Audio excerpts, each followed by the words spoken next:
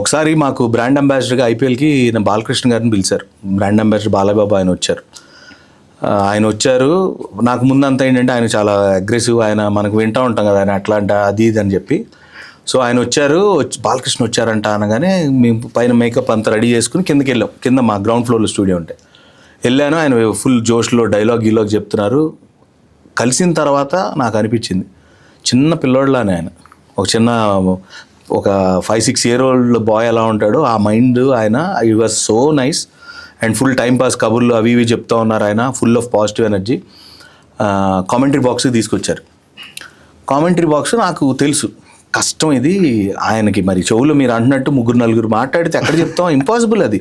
ఇవాళకు కూడా 3-4 కలిపి మాట్లాడుతుంటే నాకు కన్ఫ్యూజన్ వస్తుంది. సెట్టింగ్స్లో మైక్ అడ్జస్ట్మెంట్స్, సౌండ్ అడ్జస్ట్మెంట్ చేసుకుని నేను క్వైట్ చేస్తాను ఆ మూమెంట్లో. వాళ్ళ ప్రెషర్ వాళ్ళకు ఉంటుంది, ఏ టైంలో ఏది రావాలి, డైరెక్ట్ ప్రొడ్యూసర్ ఏం చెప్పాలని అతను వాళ్ళు అరుచుకోవడం ఇట్లాంటివి ఉంటాయి. సో నాకు తెలిసి ఈయన వస్తున్నాడంటే ఈయనకి ఇబ్బంది అవుతుందని చెప్పి అనుకుంటానే ఉన్నాను. వచ్చారు, కూర్చోబెట్టారు ఆయన్ని. ఆయన పెట్టుకున్నాను మైక్ ఇలా ఇసరటానికి చేస్తున్నారు ఆయన. సార్ ఇది మైక్ ఇది ఇలా పెట్టాలి, తీయకూడదు అది ఇది అన్నాను.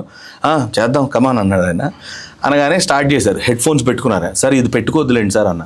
లేదు నాకు తెలియాలిగా, నేను చేస్తాను అన్నారు ఆయన. సరే మనకి ఎందుకు, ఆయన ఏదో చేస్తానంటున్నారు కదా అని క్వైట్గా అలా ఉన్నా. స్టార్ట్ అవగానే సార్ మీరు మాట్లాడాలి సార్ అన్నారు పైన పీసీఆర్ నుంచి. హలో చెప్పండి అంటున్నారు ఆయన. ఆయనకేంటి లైవ్లో ఎయిర్లో ఉన్న కాదు, హెడ్ ఫోన్స్ పెట్టుకుని వాళ్ళు మాట్లాడుతుంటే ఫోన్ లాగా హలో చెప్పండి ఏమంటున్నారు మీరు, ఏమంటున్నారు అన్నారు. సార్ లైవ్ సార్ ఇది అనకూడదు సార్ అని చెప్పా. సో అట్లాగా it will be very confusing.